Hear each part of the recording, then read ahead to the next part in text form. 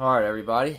I'll start by saying thanks for tuning in and watching my video. In this video, I'm going to go over some of the things I found wrong with the starter on my 96 Chevrolet work truck. It has a 4.3 liter. This starter is similar to many other starters, and so this information applies to lots of other starters and vehicles. Now, this one in particular could be any Chevy or GMC truck from 88 to 2002, Suburbans, Escalades, all kinds of Chevrolets. Now, we'll get into the parts of the starter here in a second, but we'll start off with how I come across this issue. I went out to the truck this morning and tried to start it, and basically just the armature in the starter was spinning. It did not engage into the flywheel, so it made a spinning sound, a buzzing sound. You can imagine what the starter sounds like not engaging into the flywheel. And so right away I assumed it needed a solenoid. This is a solenoid here. It bolts on here with two small bolts.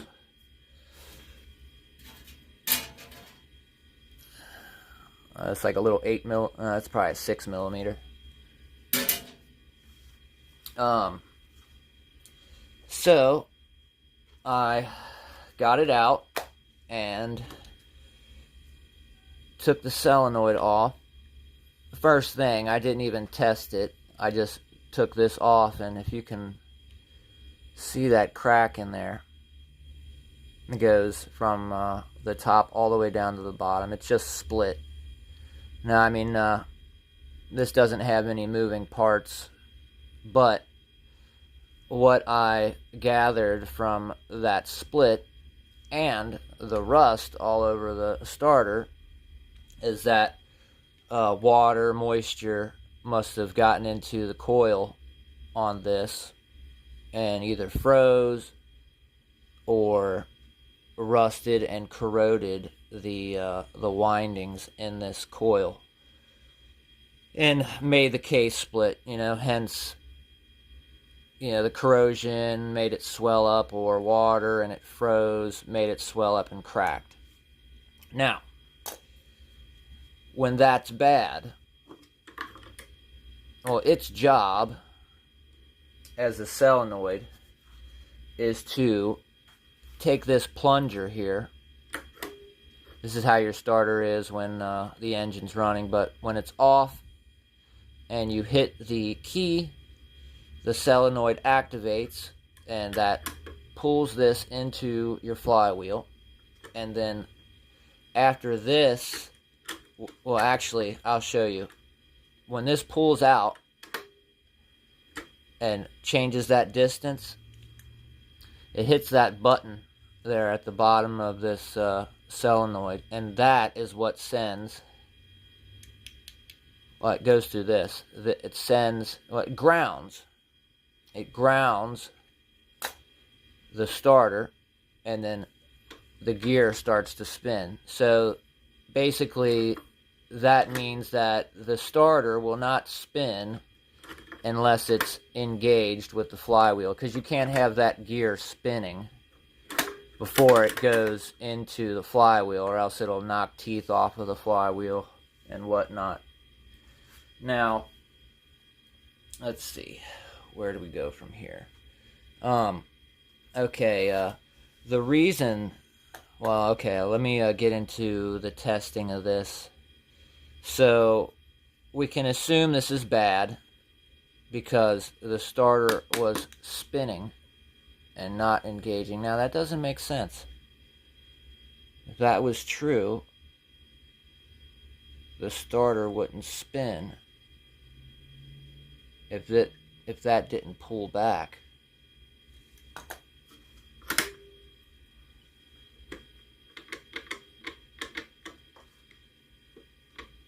Huh.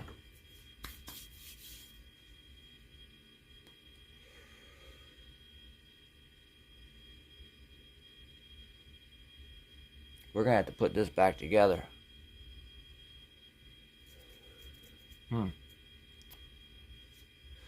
Alright. I just now realized a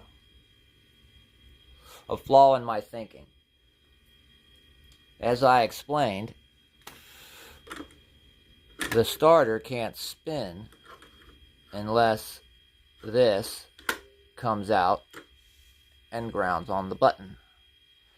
So if I could hear the starter spinning, had to have been making a circuit through that button, which means this had to be pulled out. Maybe my understanding of how a starter works is flawed. Here, we're gonna do a quick reassembly and test my theory here. Alright, so I'm thinking about it, and what I'm hoping didn't happen is I knocked teeth off of the flywheel, because that would explain why I could hear the starter motor spinning and it not engaging the motor and making it spin. So like I said, I'm going to assemble this, and I hate to make myself look like a fool, but this is a good opportunity for us all to learn together. So let me grab the tools and I'll slap this thing back together and we'll give it a shot. Alright, I've got the tools. I'm going to show you how easy this is to put back together. All you need is a 8mm little extension and the spring.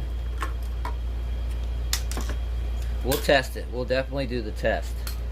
Just give me a second here. I hate to make a fool of myself on YouTube, but I'm not scared. Probably help somebody learn something, including myself. Alright, so we need to get that plunger started. Now, that doesn't feel right.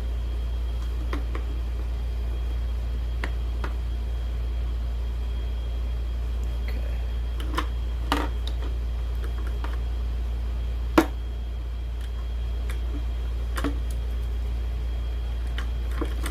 There's this tab here, and it gets tucked. You gotta tuck it in there.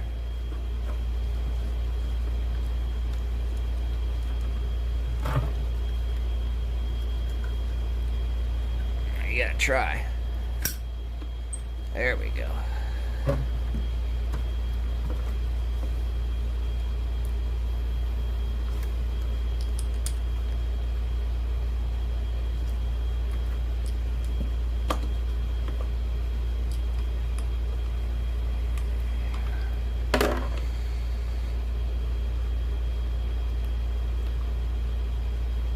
Get in there.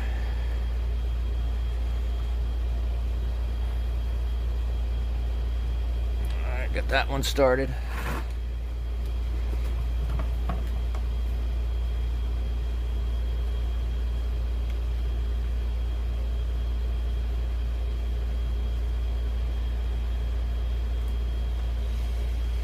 I really hope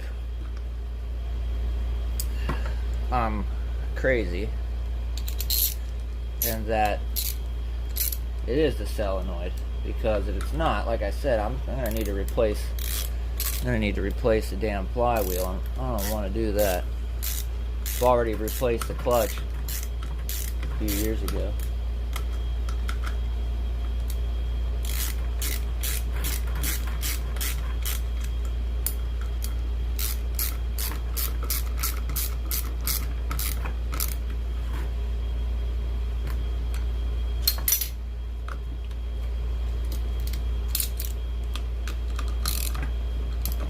be alright.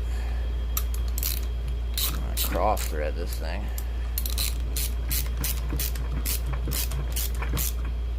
Yeah. Doing this right?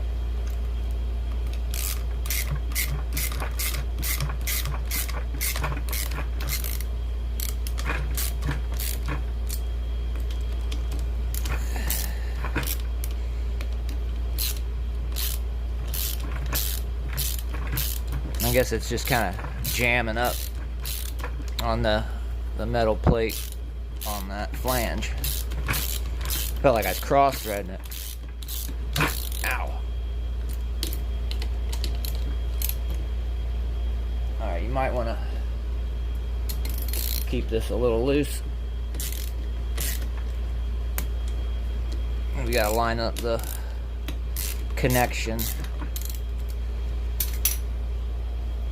Got another smaller screw. It goes back here and connects this to the actual armature in the starter.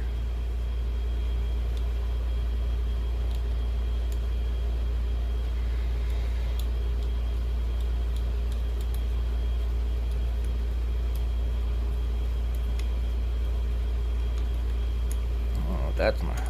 I don't think that's.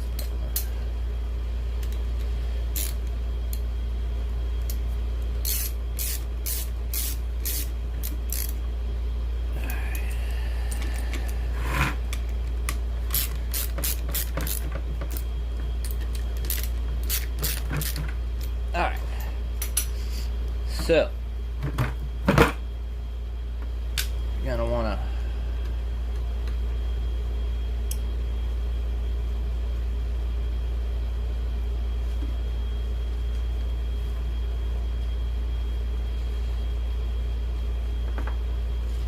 hook your positive lead here.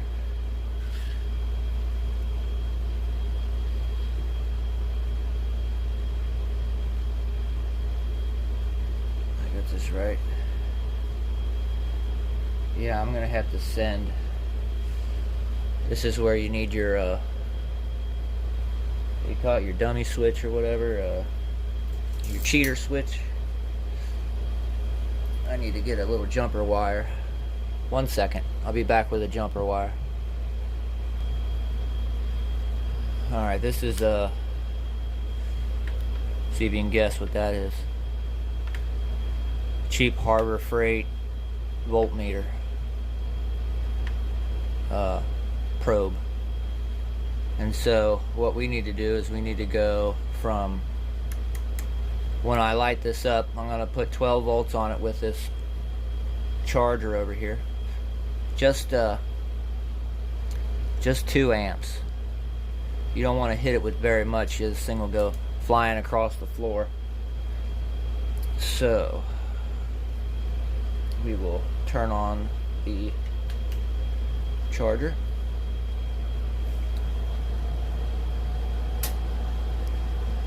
Well, it didn't go flying, so I got it hooked up right.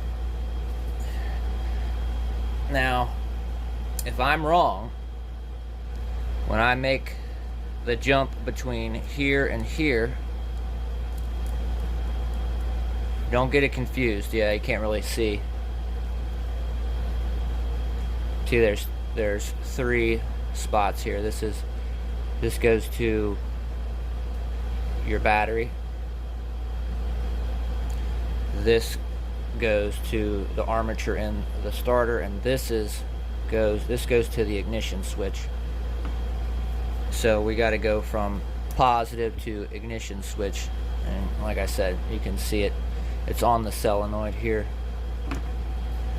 Alright, so you can watch here, and if this thing's working, the gear will kick out, and then I know it's going to spin.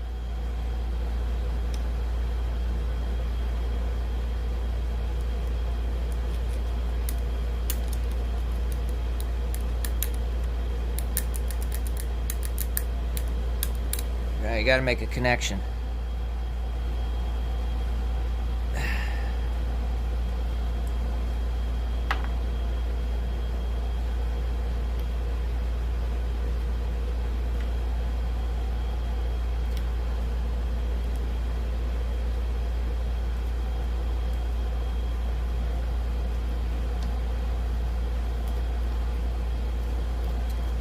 Might not have a good ground.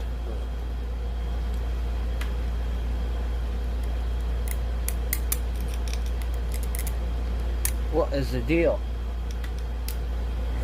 Got juice.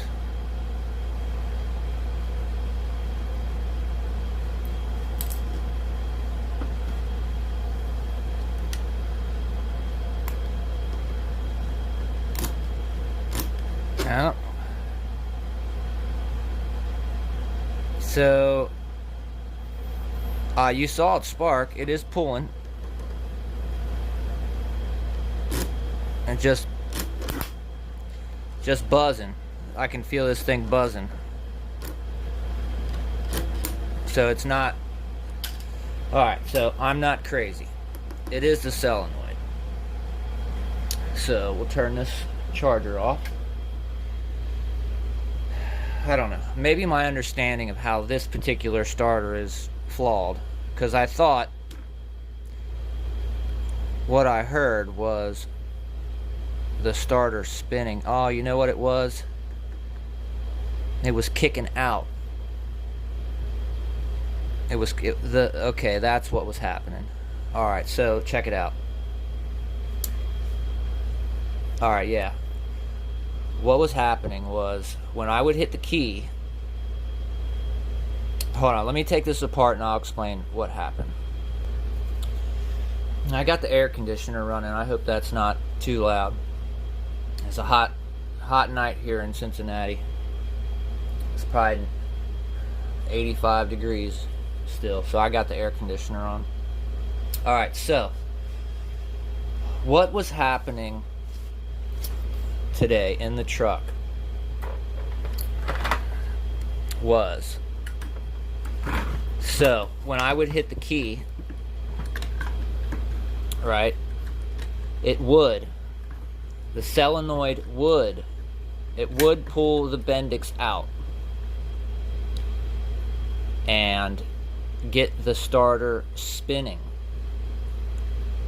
But what would happen immediately after this made the connection to get the starter motor spinning, because it has to pull the plunger out to make the connection on the button to get that to spin, and I heard it spin. So it was doing that. It was pulling it out, it was spinning that, but the force of the starter against the flywheel was stronger than the strength of this solenoid holding the plunger out.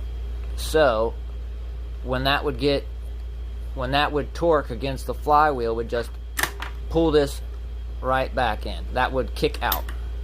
There's a Bendix on this gear here, and that means one way it spins, and the other way, if it gets driven, it kicks it back. So basically, the solenoid is pulling this out, but it's not strong. This is bad. It's the windings in it are compromised, so the strength that this is supposed to have pulling this out is no longer what it needed to be. So now that we've figured that out, we'll do the test on the armature to make sure this starter is still good. And buying a $30 solenoid isn't going to be a waste of our time, because if this doesn't spin, then you need to buy a whole, I don't know, $200 starter. I don't know. You can get a cheap one for like $120 plus the core, but an AC Delco is like $200.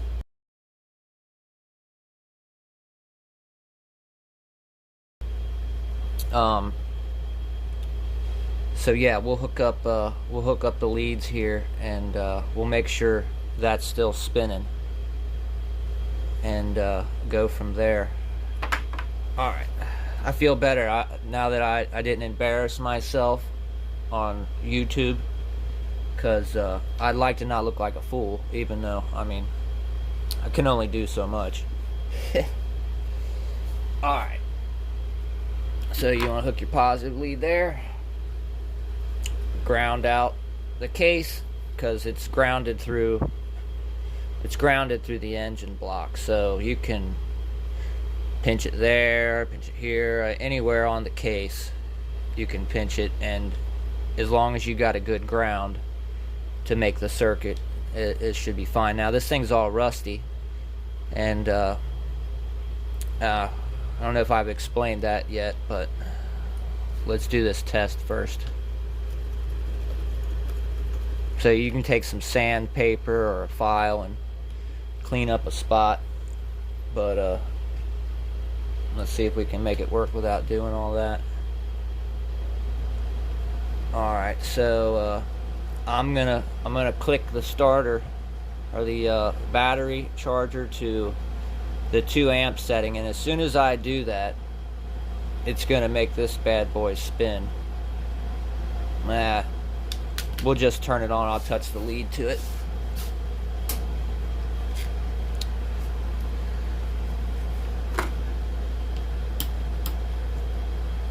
Bad ground.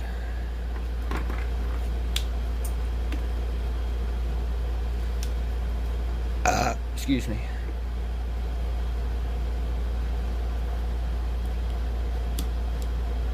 Come on now. Don't embarrass me. You see it? So, starter sounds fine. Now, if it makes a bad grinding sound or shaking all over the place, you might want to just get a starter.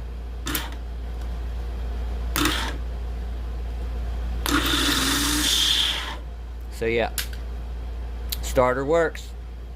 Well, the armature and that much works. Alright, so tomorrow I'm gonna go buy the new solenoid for 30 bucks at Advanced Auto Parts.